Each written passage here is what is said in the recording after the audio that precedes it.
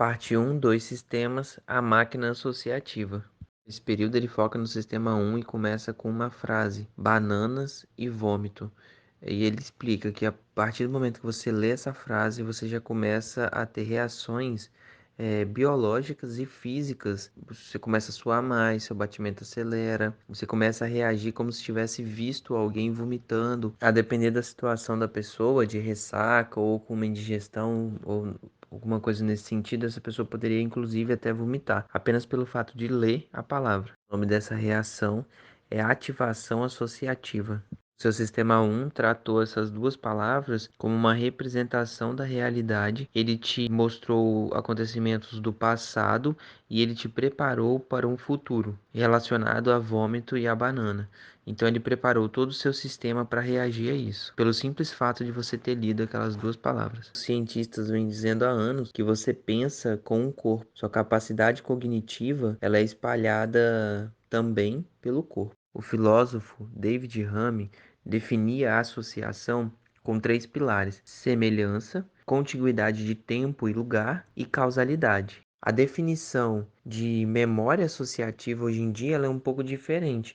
No momento que você lê a frase, ela causa uma explosão de ideias na sua cabeça, não como diziam antigamente, que era uma cadeia, de ideias. Essa explosão de ideias vai gerar várias linhas de pensamento, que apenas algumas delas ou uma delas é a que você vai seguir. Todas as outras elas estão na sua cabeça, mas você por vezes chega a nem saber. Ele diz que a ideia de que temos acesso limitado às operações da nossa mente é difícil de aceitar, porque naturalmente é estranha a nossa experiência, mas é verdadeira. Você sabe muito menos sobre si mesmo do que pensa. Ele fala a respeito do efeito priming. O efeito priming é um condicionamento prévio que você tem do pensamento, que, por exemplo, soup e soap, que seria sopa e sabão, são palavras muito parecidas, muda apenas uma letra. Porém, se antes de eu te perguntar para completar essa letra, eu estiver falando de comida, você vai preferir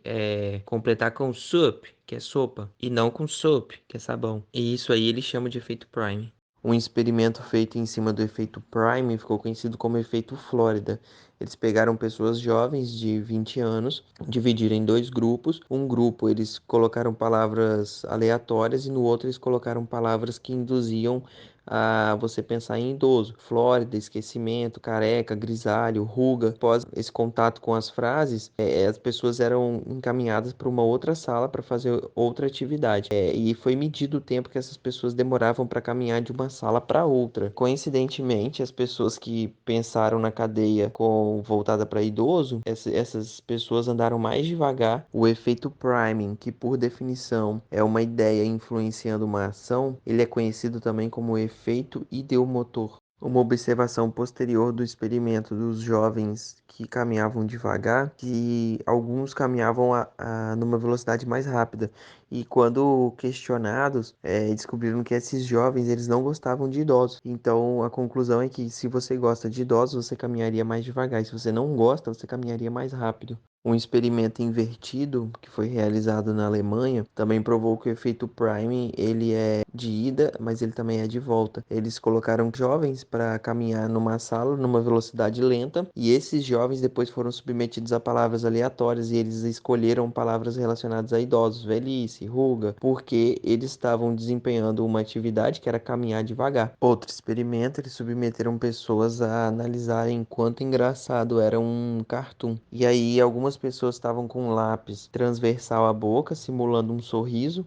Essas pessoas eram mais propensas a falar que o cartoon era legal. E pessoas que estavam com lá posição de cigarro, essas pessoas elas tinham tendiam a decidir de que aquele cartoon era pior, era sem graça. Ele termina essa parte dizendo que independentemente do que aconteça, é aconselhável que você haja com calma e educação, porque isso vai condicionar a sua reação. Em outro estudo, eles entenderam que o ambiente também influencia nesse efeito priming. Foram fazer uma eleição lá nos Estados Unidos. O ponto de votação era destinar mais recursos para a educação. Todos os pontos de votação que não estavam dentro de escolas tiveram uma percentagem menor do que os pontos de votação que estavam dentro de escolas, porque as pessoas, ao entrarem na escola, eram condicionadas a votar a favor de verba para a educação.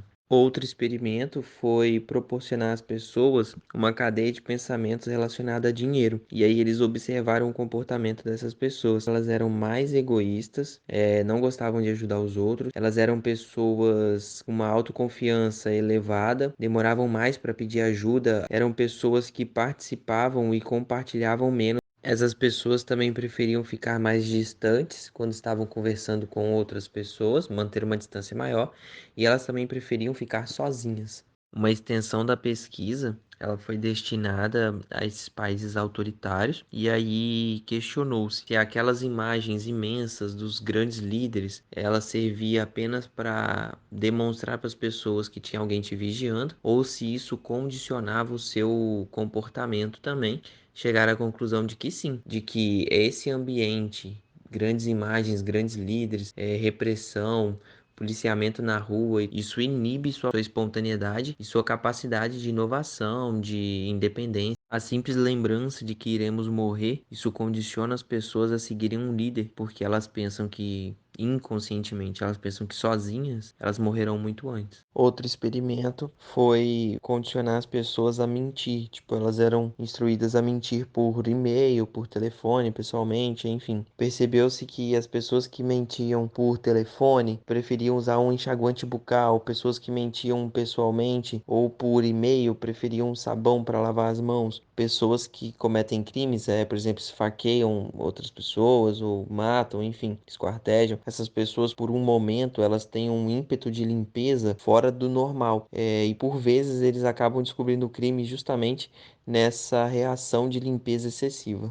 Ele diz que a primeira reação das pessoas ao resultado dos experimentos é desacreditar, porque todas essas atitudes elas são comandadas pelo seu sistema 1 e o seu sistema 2 se julga tão inteligente que ele acha impossível que isso aconteça. Então, por padrão, você desconfia de todos esses experimentos, mas ele diz que é normal, que é apenas o seu sistema 2 achando que é inteligente. Em um escritório, existe uma máquina de café, leite e chá, né? E essa máquina ela não cobrava, mas tinha uma caixinha do lado que era onde os funcionários colocavam a contribuição deles ali sem um valor específico. Foi feito um experimento nesse escritório. Colocou uma imagem de dois olhos vigiando as pessoas do café em uma semana. Na outra semana colocou uma flor. No final desse experimento, que durou alguns meses, a quantidade de contribuição que era dada na semana que tinha os dois olhos vigiando era 3 vezes maior do que a quantidade de contribuição que era dada na semana que tinha uma flor ou qualquer outra imagem. Ele termina o capítulo dizendo que o sistema 1 fornece as impressões que muitas vezes se transformam em suas crenças e é a fonte dos impulsos que muitas vezes se tornam suas escolhas e suas ações. Ele alerta também que o sistema 1 ele é a origem de muitos erros sistemáticos da sua intuição.